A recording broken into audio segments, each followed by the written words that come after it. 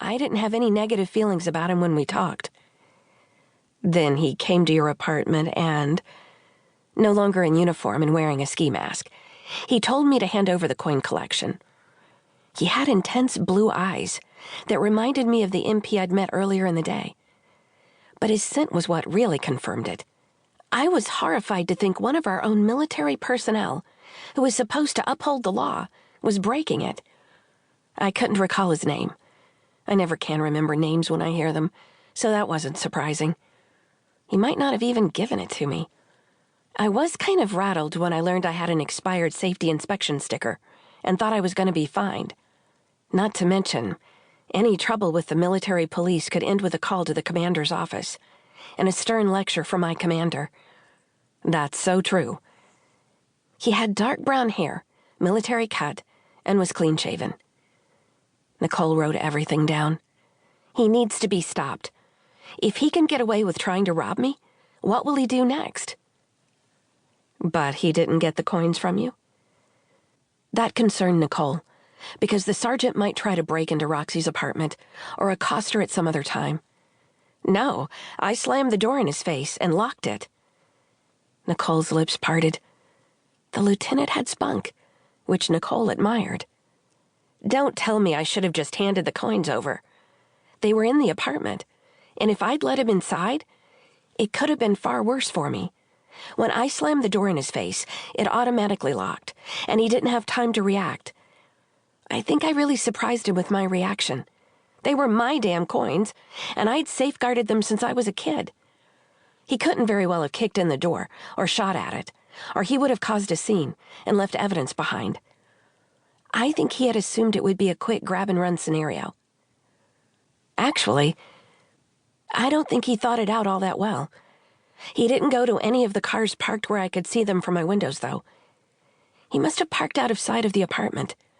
I called the local civilian police, but they said they couldn't do anything about it because nothing had been stolen, and there were no witnesses who had seen the alleged crime.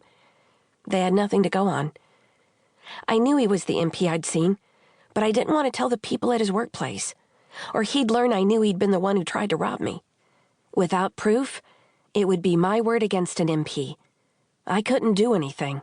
I called your office instead, hoping someone there could help. I see your dilemma, but also the civilian police's problem with the case. Are the coins in a safe place? I had a buyer for them, and he came and picked them up right after the MP pulled his attempted burglary. The coins are gone, but the MP won't know that. What are you going to do about him? You don't know his name? No. Come inside. He had a hold of my driver's license when he was checking me out. You can smell a scent from that.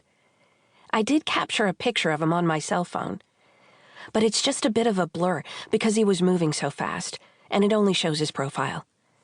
Okay, thanks. Unfortunately, learning the guy's scent wouldn't help Nicole bring him to justice. Roxy was right, though.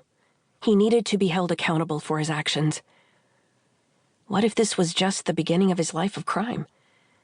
Or what if it wasn't the first time he'd committed an offense? He knew military police procedures, which would give him an edge. Nicole looked at the photo, and other than the clothes he was wearing, the same as the description Roxy had given her.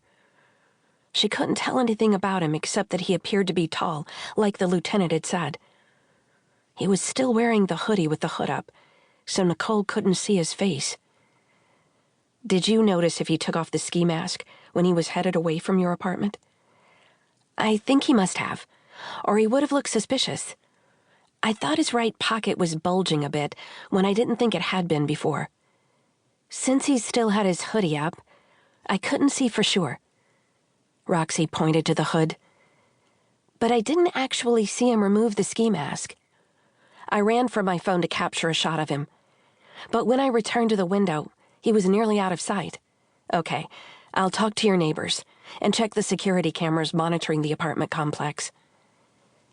Nicole took a whiff of the driver's license and had Roxy send her the photo she'd taken of the man. After that, Nicole left and talked to as many of Roxy's neighbors as she could. She also checked for video surveillance around the complex, but found nothing that could corroborate Roxy's story. Nicole believed every word the lieutenant